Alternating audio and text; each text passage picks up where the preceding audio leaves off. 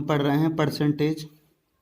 शारदा की जो बुक आती है उस चैप्टर से हम परसेंटेज पढ़ रहे हैं।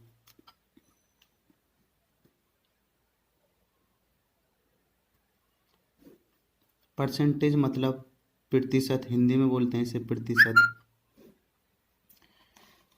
कुछ मैं फ्रैक्शनों का ज्ञान करा देता हूँ। देखो, फ्रैक्शनों से करेंगे हम सवालों को। फ्रैक्शन पता होगा, फ्रैक्शन को हिंदी में भिन्न बोला जाता है। जैसे कि मैंने कहा 20%। 20% की जो फ्रैक्शन वैल्यू बनेगी वो होगी 20/100। जीरो से जीरो काट दिया, दो से काट देता हूँ, 2 एकम 2, 2 पंजा 10, 1/5।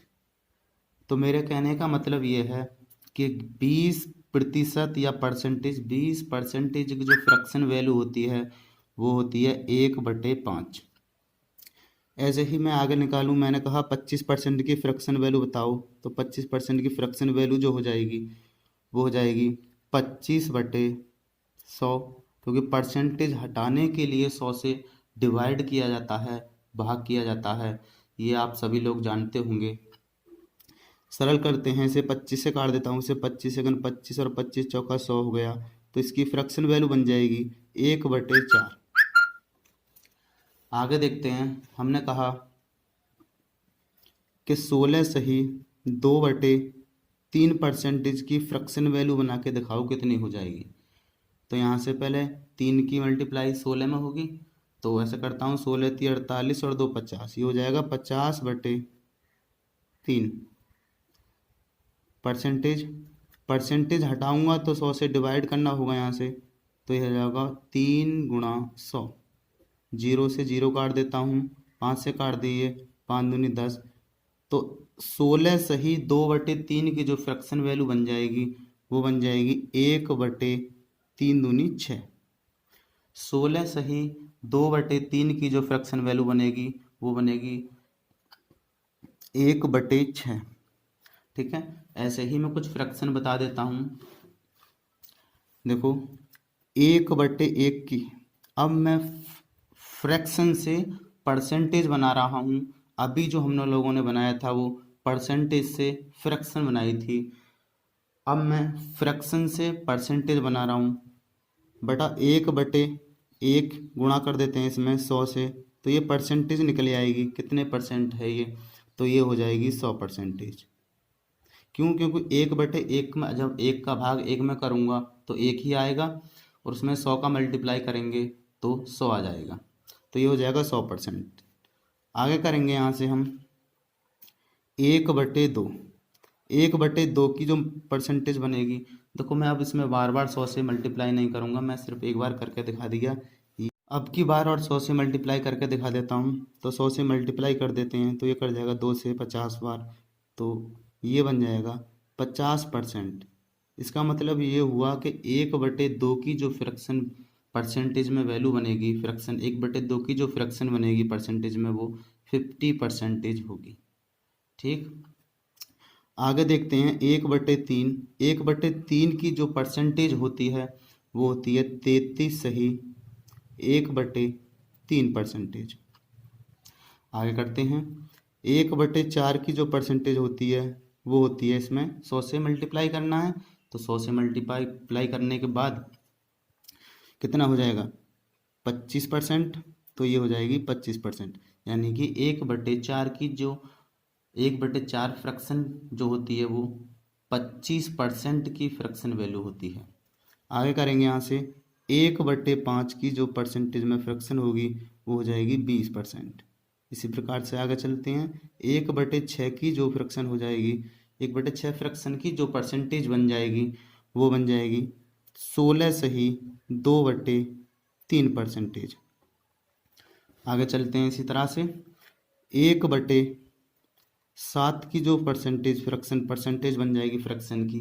इसका मतलब है कि 1/7 की, अगर हम 1/7 मेरे पास फ्रैक्शन है तो इससे परसेंटेज मुझे बनाना है, तो इसकी परसेंटेज जो बनेगी वो बनेगी 14 सही 2/7%। ये सभी वैल्यू एक बार देख लेनी है, याद किसी को ना करना। याद करने से याद थोड़ा होता है, जब बार बार इसी पे काम करेंगे तो याद हो जाएगा। 1/8 की फ्रैक्शन वैल्यू बना लेते हैं। 1/8 की जो बन जाएगी परसेंटेज, वो हो जाएगी 12 सही 1/2 परसेंटेज। 1/9 की जो हो जाएगी वो हो जाएगी 11 सही 1/9 परसेंटेज। आगे बढ़ाते हैं ऐसे ही। आगे देखेंगे तो 1/10 की जो परसेंटेज में फ्रैक्शन में जो परसेंटेज बनेगी वो 10% हो जाएगी। 1/11 की जो बनेगी वो 9 सही 1/11 परसेंटेज बन जाएगी। आगे करते हैं। 1/12 की जो फ्रैक्शन से परसेंटेज बनेगी वो बनेगी 8 सही 1/3 परसेंटेज। 1/13 की जो परसेंटेज बनेगी वो बनेगी 7 सही 9/13 परसेंटेज। ठीक है, आगे करते हैं। देखिए 1/13 तक हमारा हो चुका है। अब देखते हैं कि 1/14 की परसेंटेज कितनी बनेगी। 1/14 की जो परसेंटेज बनेगी वो बनेगी 7 सही 1/7 परसेंटेज। इसी प्रकार से तुम्हें 1/15 की भी निकालनी है, 1/16 की भी निकालनी है, 1/17 की निकालनी है, 1/18 की भी निकालनी है, 1/19 की निकालनी है, 1/20 की निकालनी है और 1/25 की भी निकालनी है, 1/30 की निकालनी है। बाकी छोड़ दी जाती हैं, कभी यूज में ना आती हैं, वो इसलिए याद नहीं किया जाता उन्हें। 1/40 की भी निकालनी है, तो 1/40 जो होती है वो 2 सही 1/2 परसेंटेज होती है। 30 की जो हो जाएगी वो हो जाएगी 3 सही 1/3 परसेंटेज। ये परसेंटेज आपको सभी को ध्यान में रखना है और इन्हीं से हम सवाल करेंगे आगे। देखो कभी कोई किसी की बड़ी फ्रैक्शन निकालनी हो, किसी बड़ी फ्रैक्शन की वैल्यू परसेंटेज में बनानी हो तो कैसे बनाएंगे वो मैं बता देता हूँ आप लोगों के लिए। सपोज करो कि हमारे पास जो है वो 2/3 की परसेंटेज बनानी है मुझे। तो 2/3 की परसेंटेज बनाने के लिए सबसे पहले बेस को देखो। यहाँ से बेस कितना है, बेस इसका मतलब है हर। हर को देखो हर कितना है, तो बेस यहाँ पर 3 है। अब जो हमने अभी फ्रैक्शन करी थी याद होगा कि 1/1, 1/2, 1/3, यहाँ से देखो कि इसका बेस मैच कौन सा खा रहा है। तो इसमें देखा मैंने कि मैच जो खा रहा है वो ये वाला खा रहा है। इसका मतलब है कि 1/3 के समथिंग में वैल्यू आने वाली है, 1/3 के समथिंग में। और 1/3 की जो फ्रैक्शन बनती है यानी परसेंटेज बनती है वो बनती है 33 सही 1/3 परसेंटेज। तो 2/3 की परसेंटेज बनाएंगे तो तुम्हें पता है जब 1/3 की परसेंटेज जो है वो 33 सही 1/3 परसेंटेज है, तो 2/3 की परसेंटेज निकालने के लिए इसमें दोनों तरफ 2 का मल्टीप्लाई कर दें। इसमें दोनों तरफ जब 2 का मल्टीप्लाई करेंगे तो यह हो जाएगा 66 सही 2/3 परसेंटेज। अब तुम्हें ये बात पता होगा कि यदि कोई संख्या लिख रही है यहाँ पर, सपोज करोगे 2 सही 1/2 और इसमें मैं मल्टीप्लाई करूँ 4 की, तो तुम्हें पता है कि 4 की मल्टीप्लाई यहाँ भी होगी और 4 की मल्टीप्लाई इसके अंश में भी होगी। तो ये बन जाएगा 4 दूनी 8, 8 सही 4/2। ठीक, तो मेरा कहने का मतलब है कि यदि कोई संख्या भिन्न में हो और एक बिना भिन्न के हो तो उसकी जो मल्टीप्लाई होती है वो उसके अंश में होती है, ना कि हर में होती है। ठीक है, तो ये आपको सभी ऐसे याद रखने हैं। जैसे मैंने कहा कि 5/8 की फ्रैक्शन बताइए कितनी होगी। तो 5/8 की फ्रैक्शन निकालने के लिए पहले बेस को चेक करो कि बेस कितना है यहाँ पर, इसका मतलब हर कितना है। तो हर देखा मैंने यहाँ पे 8 है और 8 किस में आता है, 1/8 में आता है। तो 1/8 की जो फ्रैक्शन होती है परसेंटेज में वो होती है 1/8 की जो परसेंटेज होती है वो 12 सही 1/2 परसेंटेज होती है। तो मुझे निकालना है ये 5/8 की परसेंटेज कितनी हो जाएगी। यहाँ देखा होगा आपने कि अगर मैं दोनों तरफ दोनों ही राइट और लेफ्ट में लेफ्ट और राइट दोनों में ही 5 का मल्टीप्लाई कर दूं तो मुझे 5/8 की फ्रैक्शन सॉरी परसेंटेज मिल जानी चाहिए। ऐसा ही करता हूँ, 5 से इसमें मल्टीप्लाई करता हूँ, तब 5 से करूँगा तो 12×5 = 60 हो गया। 12×5 = 60 और 5×1 5/2। अब देखो ये मिक्स फ्रैक्शन है, मिक्स फ्रैक्शन या मिक्स भिन्न किसे कहते हैं। सपोज करो कि हमारे पास जो है वो 5 है और मैंने यहाँ से सपोज देख लो कि मैंने 5 से किसी संख्या में भाग किया 18 में। 5 से यदि मैं 18 में भाग करूँगा तो 5 दूनी 10 हो गए, यहाँ से देखो 0, वो बच रहा माइनस कर दिया मैंने 8। तो अब एक बात बताओ कि जब मैं 5 से 18 में भाग करूँगा तो 8 शेषफल बच रहा है, तो 8 शेषफल बचता है, रिमाइंडर जो है वे 8 बच रहा है। तो यहाँ से ये चीज़ समझो कि ये 5 से जब मैं किसी संख्या में भाग कर रहा हूँ तो इसका रिमाइंडर जो है इस 5 से छोटा बचना चाहिए था ना, ये बड़ा बच रहा है। तो इसका मतलब हमारा जो सवाल है ये भाग करने का वो गलत किया है हमने भाग। नियम ये कहलाता है कि यदि किसी संख्या से हम भाग करते हैं, डिवाइड करते हैं, तो उसका जो शेषफल है, उसका जो रिमाइंडर है वो उस संख्या से छोटा बचेगा। जैसे कि 5 से अगर हम सही भाग करें तो 5 से भाग किया हमने 18 में, अब के तो 5 या 15 हो गया और ये 15। अगर इसमें से माइनस करेंगे तो 3 बचेगा। अब देख लो यहाँ से कि जब हम 5 से भाग कर रहे हैं तो ये रिमाइंडर जो जितना बचेगा वो इससे छोटा बचेगा, रिमाइंडर 5 से छोटा बचेगा। तो यहाँ पर हमने देखा अभी कि ये रही हमारे पास 5/8 बराबर थी 60 प्लस के 5/2, ऐसा ही था। अब एक चीज बताओ कि खूब पढ़ा होगा आपने कि एक सपोज करते हैं 2 = 1/3 मैंने कोई वैल्यू ले ली मैंने यहाँ से। अब वैल्यू ले ली तो मैं इसे ऐसे भी लिख सकता हूँ कि 3 दूनी 6 होते हैं और एक ये हो रहा प्लस वाला, तो ये हो गया 7/3, ऐसे भी लिख सकते हैं। और दूसरा लिखने का तरीका ये भी हो जाएगा कि 2 + के 1/3। अब मैं इसे कोई भी इसको सरल करूंगा, सिंप्लीफाई करूंगा इसको, तो ये हो जाएगा 3 दूनी 6 और एक 7, 7/3। तो वो 7/3 तो इसका भी मान आ रहा था और 7/3 इसका भी मान आ रहा है। तो इसका मतलब ये हुआ कि या तो हम संख्या को ऐसे भी लिख सकते हैं और संख्या को प्लस में भी लिख सकते हैं, ऐसा ही हुआ। यहाँ से मैं सरल करूँगी इसे, देखो तो ये हो जाएगा 60 प्लस के 5/2। अब देखा मैंने कि जब मैं 2 से भाग कर रहा हूँ तो 5 तो शेषफल बचेगा ही ना, क्योंकि पता है तुम्हें ये पता होगा कि जब किसी संख्या को भाग किया जाता है तो उसका जो रिमाइंडर होता है, उसका जो शेषफल होता है वो उस संख्या से छोटा होता है। अभी एक दो बार भाग और चला जाएगा तो मैं इसे लिख सकता हूँ कि 60 प्लस के 2 = 1/2 हो गया ना। तो 2 दूनी 4 और एक 5/2 हो गया।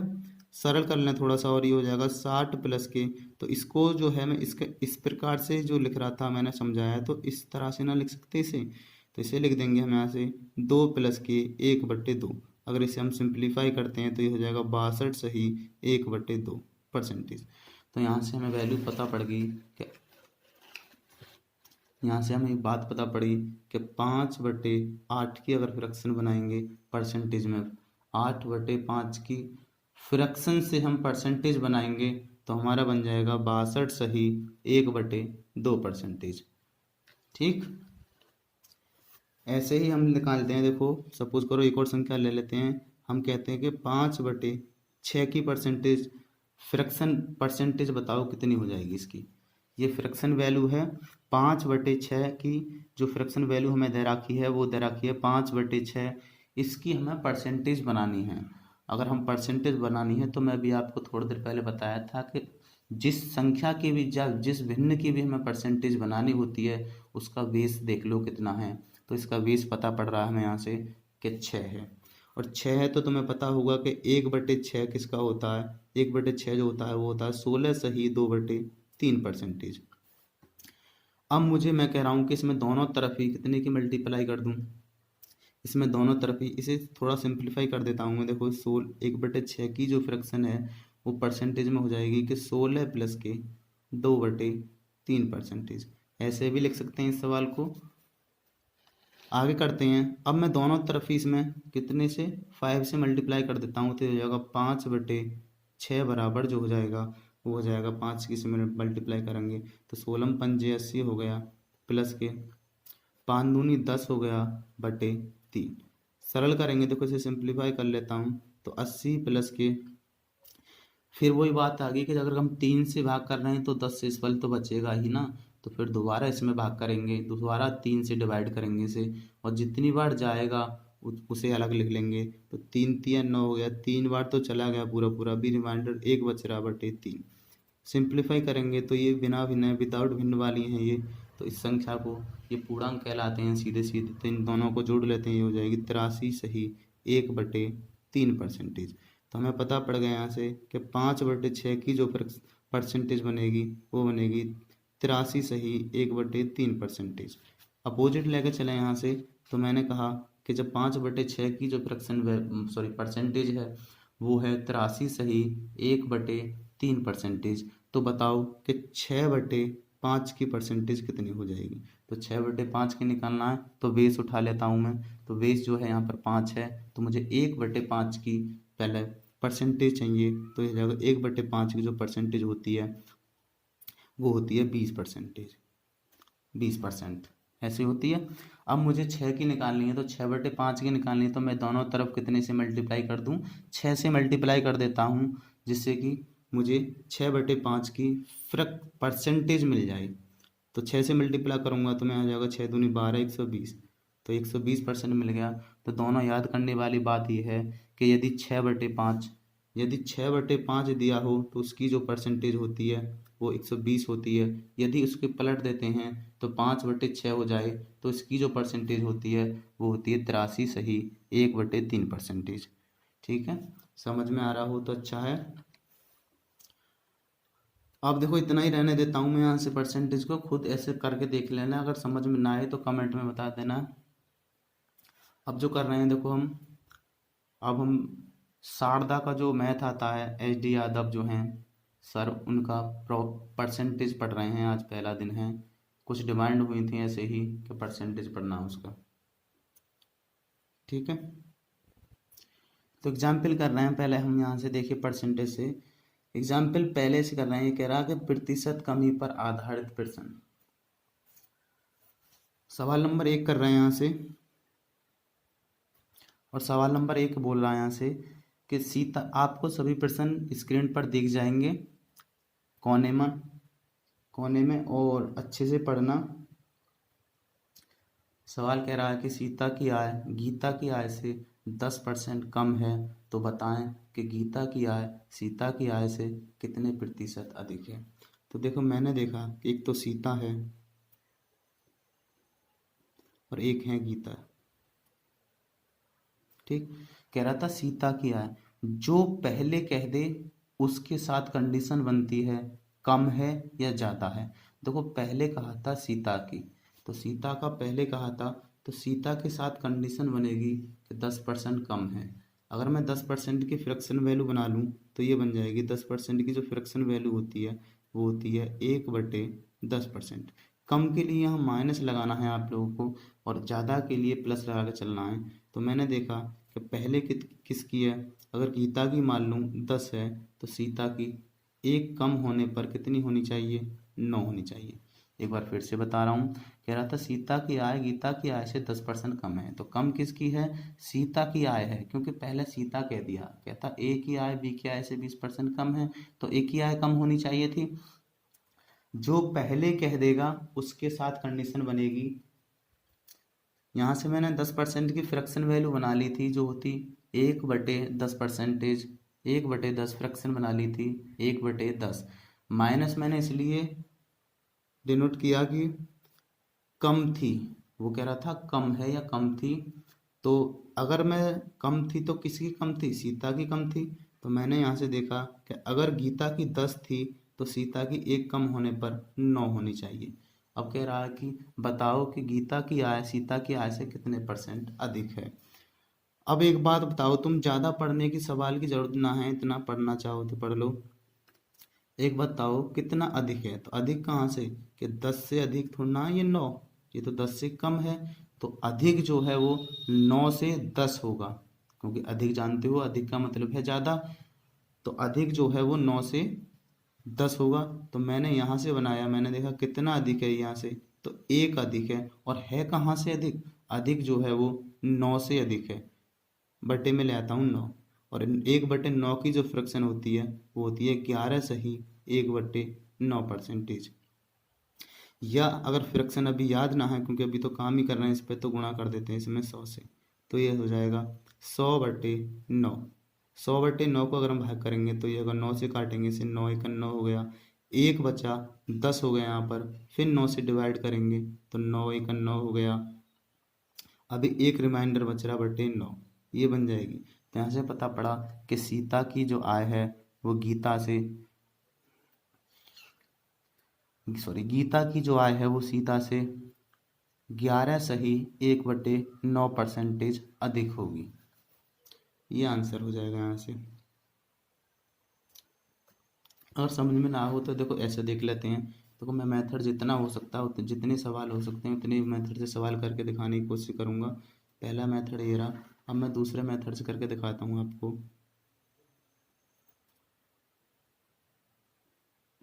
Method second. और मेथड सेकंड में क्या देखा, देखो कह रहा था कि सीता की आय गीता की आय से 10% कम है। तो मैंने कहा सीता और एक थी गीता, अगर मैं सीता को 100 मान लेता हूँ तो इसका 10% में निकालूंगा तो 10 ही आएगा। 100 का 10% निकालूंगा तो 10 ही आएगा। तो 100 से वो सीता जो है वो 10 कम है, तो होनी कितनी चाहिए?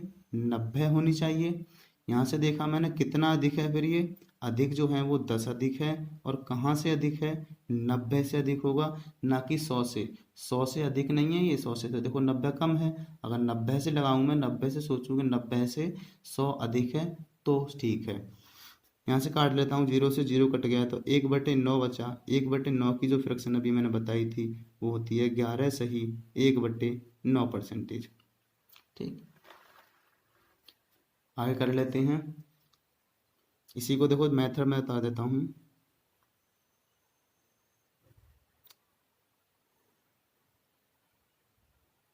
मेथड थर्ड बताता हूँ। देखो एक बात समझो कि सीता की जो आय है वो गीता से 10% कम है। अगर मैं गीता की सपोज करो कि एक की मान लूँ, किसी की भी मान लूँ, मैं मान लूँ किसी की भी है, मुझे बताना किसकी है। ये 100 है मेरे पास, 100 रुपये सपोज करो, या 100% में है मेरे पास।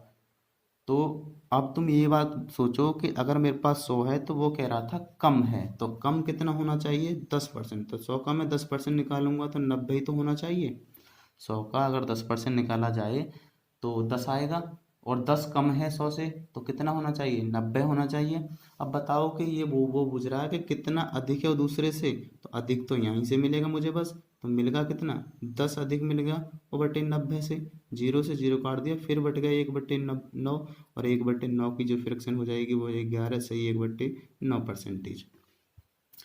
समझ में आ रहा हो तो अच्छा है। देखो एक और बताता हूँ मेथड में, मेथड 4 करता हूँ। और मेथड 4 में देखते हैं। देखिए एक बात बताओ, सवाल में अधिक या कम दो ही होते हैं। अगर वो कहेगा कि एक की आय कम है तो दूसरे की अधिक बूझेगा जरूर ही, और कहेगा कि अगर एक की आय अधिक है तो दूसरे के लिए कम बूझेगा।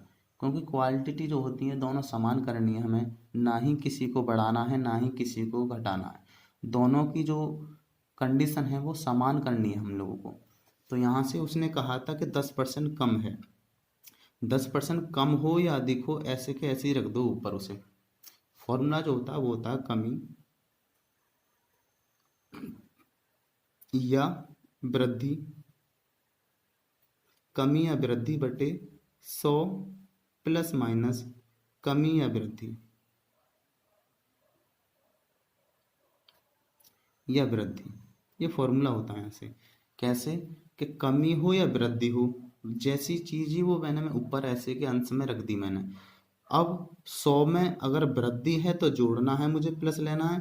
अगर 100 से कमी कह रहा है तो मुझे माइनस लेना है। तो यहाँ से मैंने फॉर्मूला बनाया था कमी या वृद्धि, तो यहाँ इससे कोई डिफरेंस नहीं हुआ सवाल में, तो यहाँ से मैंने ऐसे के ऐसे ही रख दिया कि 10/, अब कह रहा था कमी हुई थी तो 100 से मैं कमी हुई थी माइनस करूंगा तो ये रह जाएगा 90। जीरो से जीरो काट दिया, 1/9। 1/9 की जो फ्रैक्शन बन जाएगी वो बन जाएगी 11 सही 1/9%। ठीक है, ये आंसर आ जाएगा यहाँ से।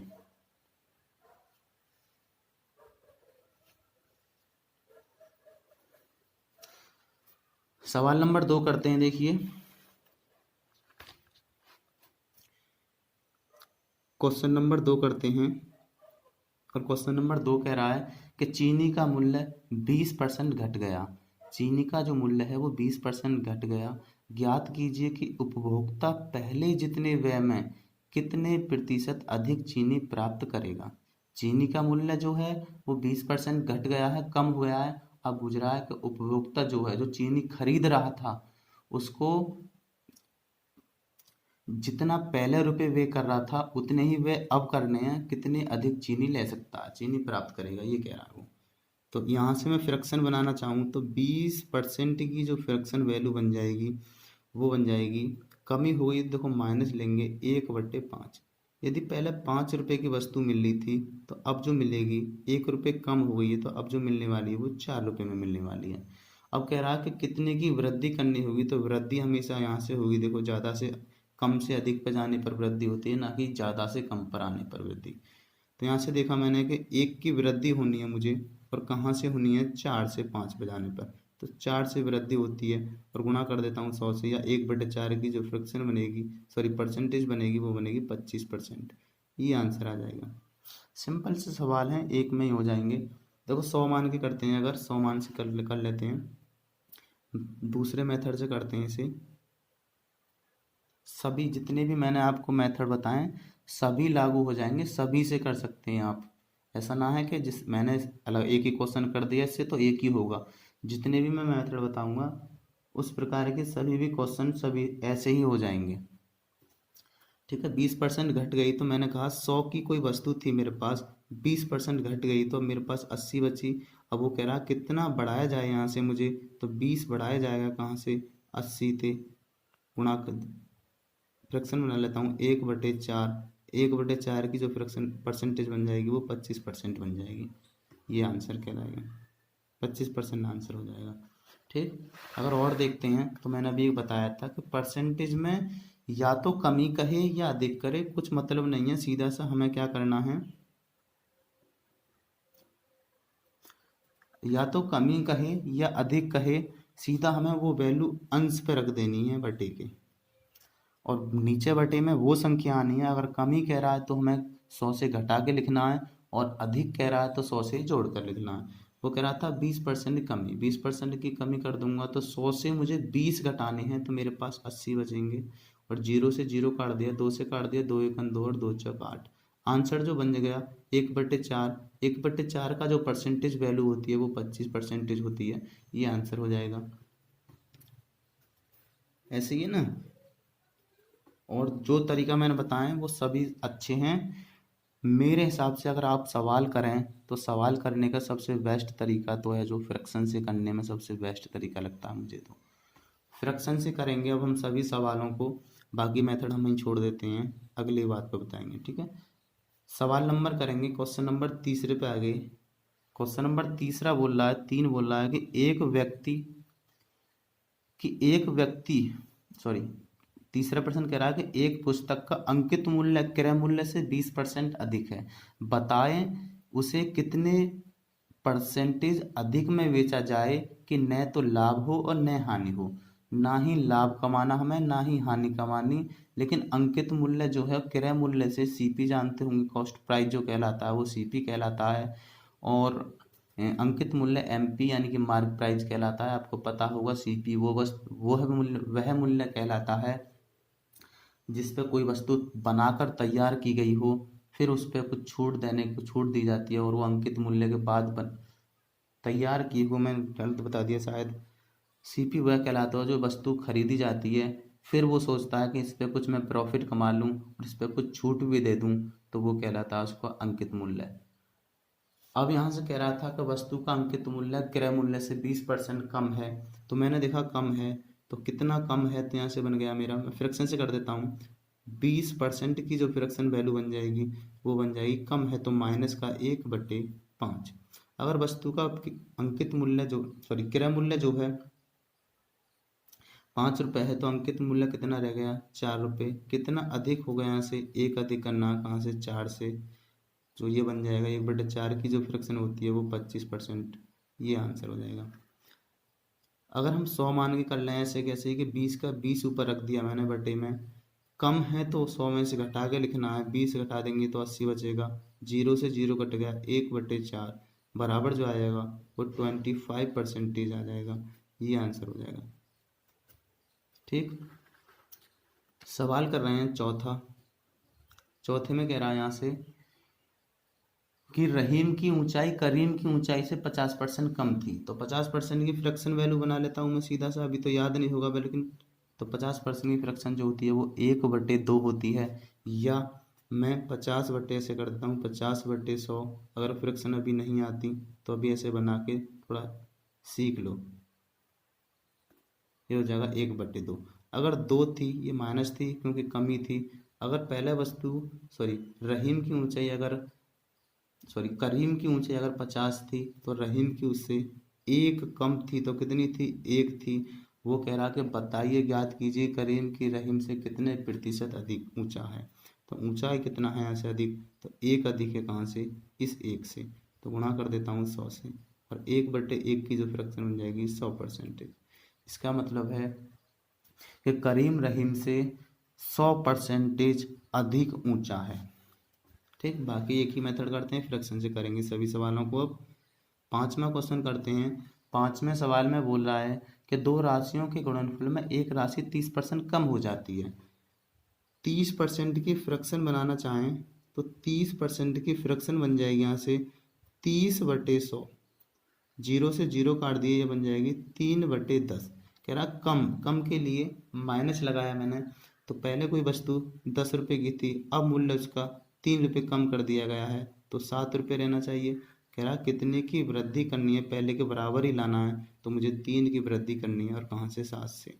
3/7 की फ्रैक्शन वैल्यू निकालनी है। देखो मैं फ्रैक्शन वैल्यू निकाल के दिखा देता हूँ कैसे निकालेंगे। ओरली किया जा सकता है, यानी कि मौखिक ही किया जा सकता है ये क्वेश्चन, ऐसे फ्रैक्शन वाले। कैसे कि 3/7 की मुझे फ्रैक्शन चाहिए, तो पहले इसका बेस उठाओ, बेस जो है वो 7 है। इसका मतलब ये हुआ कि 1/7 की मुझे पहले फ्रैक्शन बनानी होगी। 1/7 की जो फ्रैक्शन होती है वो होती है 14 से ही 2/7%। अब मुझे इसमें दोनों तरफ 3 का मल्टीप्लाई कर देना है। 3 का मल्टीप्लाई अगर मैं कर देता हूँ दोनों तरफ, तो ये 3 का मल्टीप्लाई, क्योंकि 1/7 की जो फ्रैक्शन बनी थी, इस परसेंटेज में बनी थी, 1/7 फ्रैक्शन की जो परसेंटेज बनी थी मेरे पास, वो 14 सही 2/7% है, तो मुझे 3/7 की फ्रैक्शन की परसेंटेज बनानी है। तो इसमें मल्टीप्लाई कर देता हूँ दोनों तरफ 3 का, तो ये हो जाएगा 3/7, 3 में गुणा करना है, 14 42 हो जाते हैं, 3 दूनी 6 हो गए यहाँ से, /7, तो ये हो जाएगा यहाँ से 3/7 की जो परसेंटेज बन जाएगी वो 42 सही 6/7% अधिक होगी। ये आंसर कहलाएगा यहाँ से। अब जैसा करना चाहो, जोन से करना चाहो, सबसे हो जाएंगे। ये आंसर हो गया, मैंने तो सिर्फ एक से ही किया था। ठीक है, टाइप आगे हम दूसरे टाइप पे करते हैं। टाइप नंबर दूसरा कह रहा है यहाँ से, देखिए अब ये कमी वाले सभी कमी वाले थे, अब जो कह रहा वो वृद्धि वाले हैं। और सवाल क्या कह रहा है वृद्धि वाले में, कह रहा है अगर राम की आय शाम की आय से 20% अधिक है। मैं सीधा सा फ्रैक्शन ही बनाऊंगा। देखो 20% की जो फ्रैक्शन होती है वो अधिक है, तो प्लस लेना 1/5 होती है। अगर नहीं आ रही बनाने तो अभी 20/100 बोल देना, तो ये हो जाएगा 20 एकन 20 और 20×5 100, 1/5। प्लस मैंने इसलिए लगाया क्योंकि अधिक था, पीछे मैंने माइनस लगा रहा था, ध्यान होगा आपको, माइनस इसलिए लगाते हैं कि कमी होती है। और सपोज करो एक की आय जो थी 5 थी और एक अधिक है, कितना थी 6 होना चाहिए। तो यहाँ से मैंने देखा कितना कम है, जब वो मैंने पहले ही सवाल में क्लियर कर दिया था आपको कि जब एक की आय कम होगी तो दूसरी की अधिक अवश्य होगी, जरूर होगी, और यदि एक की आय अधिक होगी तो दूसरे की फिर कम करनी पड़ेगी। तो यहाँ से मैंने देखा कि 5 से अगर एक अधिक है तो 6 होनी चाहिए। अब 6 से मुझे 5 पे लाना है, तो एक की तो कमी करनी पड़ेगी, और कहाँ से, 6 से कमी करनी पड़ेगी। और 1/6 की जो फ्रैक्शन बनती है वो बनती है 16 सही 2/3%। ये आंसर हो जाएगा। ठीक, आगे करते हैं सवाल नंबर, क्वेश्चन नंबर करेंगे यहाँ से हम 2, बाकी सभी तरह से हो जाएंगे। देखो क्वेश्चन नंबर 2 में क्या कह रहा है, वो कह रहा कि खाद्य सामग्री का मूल्य 10% बढ़ गया। खाद्य जो सामग्री है, खाने की जो सामग्री होती है, जैसे कि तेल, चीनी, ये सब खाद्य सामग्री कहलाते हैं। खाद्य सामग्री का मूल्य 10% बढ़ गया। 10% बढ़ गया तो यहाँ से फ्रैक्शन बना लेता हूँ अभी मैं। तो 10% की जो फ्रैक्शन वैल्यू हो जाएगी वो हो जाएगी 1/10। प्लस लगा लेता हूँ, और प्लस इसलिए लगाया क्योंकि बढ़ गई है। तो यहाँ से मैंने देखा कि 10 से कोई वस्तु 1 बढ़ने के बाद 11 हो जानी चाहिए। अब कह रहा है वो कि उपभोक्ता खाद्य सामग्री का प्रयोग कितने प्रतिशत कम कर दे कि उसका खर्च ना बढ़े। तो उसे कमी जो करनी है यहाँ से करनी है, 11 से 10 पे लाना है मूल्य में मुझे। तो एक की तो कमी करनी है कहाँ से, 11 से। और 1/11 की जो फ्रैक्शन होती है वो होती है, परसेंटेज होती है 1/9, सॉरी 9 सही 1/11%। 1/11 की जो फ्रैक्शन में परसेंटेज बनती है वो बनती है 9 सही 1/11%। ठीक है, तो मैं और तरीके से करके दिखा देता हूँ। बाकी जो पीछे मेथड किए थे मैंने परसेंटेज तो कर लिया। अब देखो मैं 100 माने करता हूँ, अगर मेथड में सेकंड मेथड में देखता हूँ, अगर मैं 100 मान के करता हूँ, मैं सपोज करो 100 रुपये थे मेरे पास, 100 रुपये की मैं चीनी लेने गया, सपोज करो खाद्य सामग्री में चीनी मान लेता हूँ कि 100 रुपये की अगर मैं चीनी लेने गया तो वो बोला था कि 10% की वृद्धि होगी चीनी। चीनी जो है अब कितने रुपए किलो है, 10% निकालूंगा इसका तो मैं 10 ही आएगा, और वृद्धि हो गई तो मैं इसमें 10 में जोड़ दूंगा तो ये हो जाएगा 110 रुपये। तो अब चीनी जो मिल रही है मुझे 110 रुपये किलो बिक रही है, यानी कि अब मैंने कहा कि बताओ मैं कमी करनी पड़ेगी मुझे फिर अपने जो खाद्य सामग्री में कमी करनी पड़ेगी। तो कितने की कमी कर दूं मैं, तो मुझे कमी जो करनी है वो 100 पर वापस लाना है मुझे, 10 की कमी करनी है। और कहाँ से करनी है कि 110 रुपये से। कमी तो यहीं से होगी, अधिक तो ना हो जाएगा यहाँ से, 0 से 0 कट गया। 1/11 की जो फ्रैक्शन में परसेंटेज बनेगी वो बनेगी 9 सही 1/11%। ये आंसर हो जाएगा। मैंने एक और मेथड बताया था आपको सीधा करने के लिए, मैंने कहा था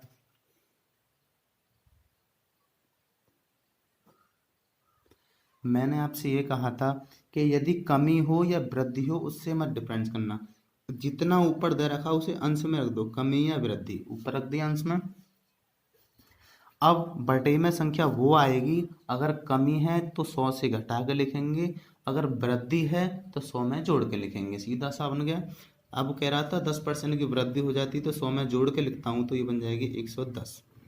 ठीक, 0 से 0 कट गया। 1/10 की जो फ्रैक्शन में परसेंटेज बनेगी वो बनेगी 9 सही 1/11%।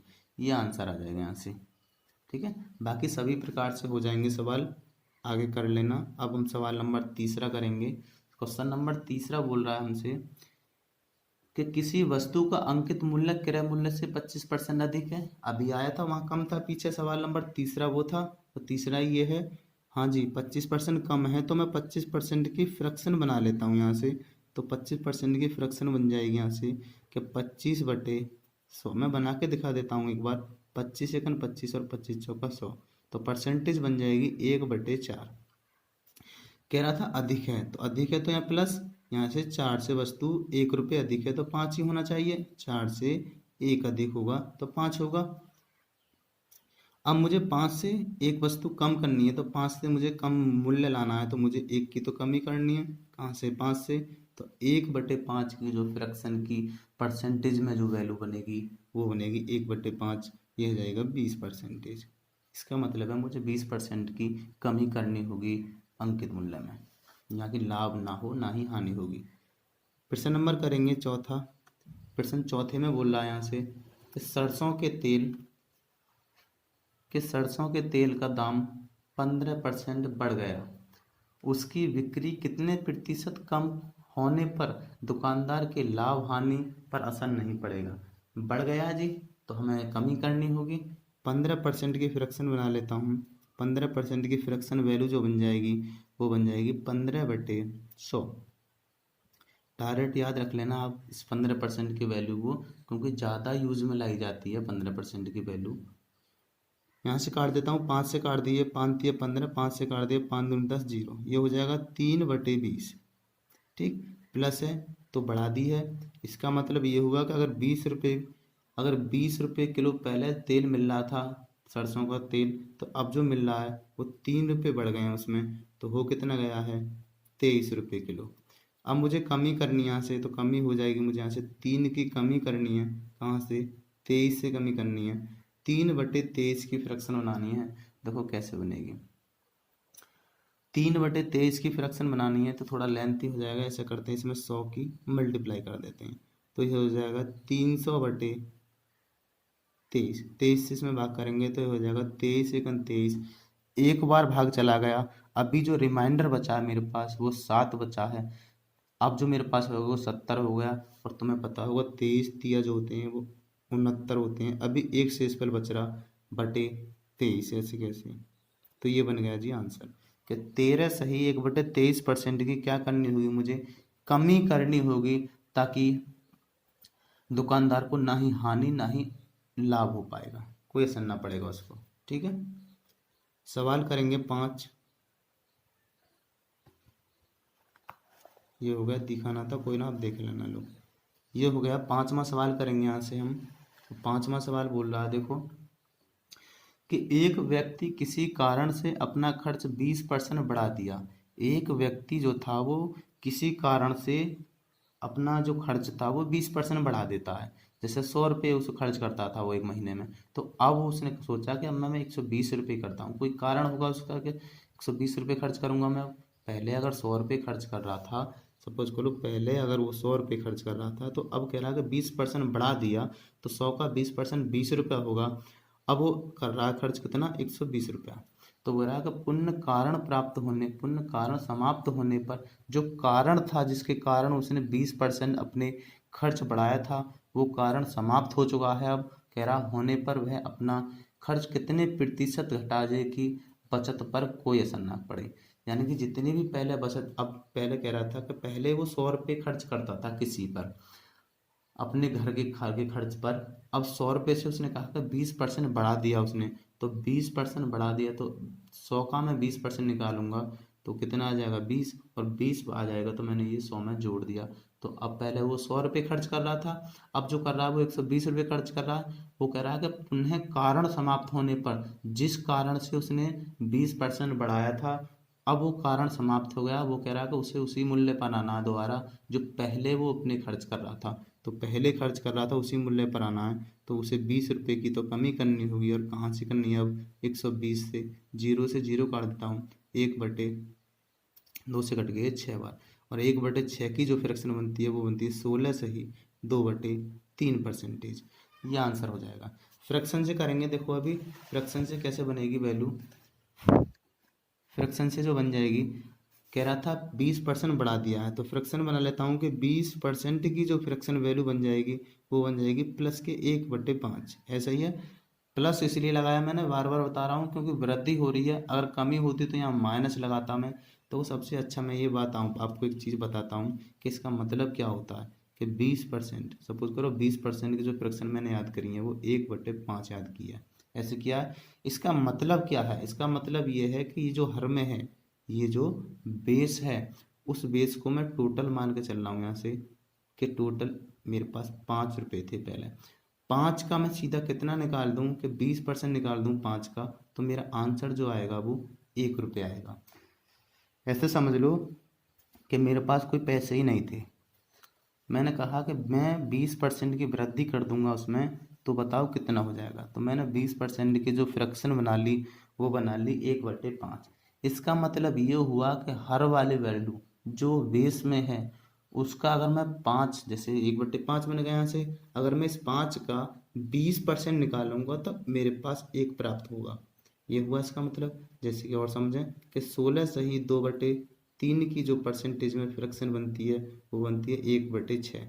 इसका मतलब ये हुआ कि 6 का अगर मैं कितना निकालूं, 16 सही 2/3 निकालूं तो आंसर जो आएगा मेरा 1 आएगा। इसका मतलब ये होता है।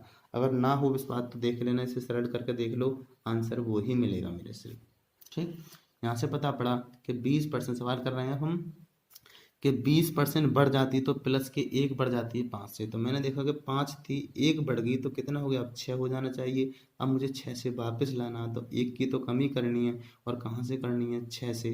6 से जो होगी कि कमी, ना कि 5 से हो जाएगी 6 बन जाएगा। कमी जो होगी ज़्यादा से तो होगी कम। तो 1/6 की जो फ्रैक्शन वैल्यू बन जाएगी वो बन जाएगी 16 सही 2/3%। ये आंसर हो जाएगा। देखिए आज के लिए मैंने पहली यूनिट करा दी है, दूसरी यूनिट करा दी है। अगली वीडियो में आगे करेंगे इससे।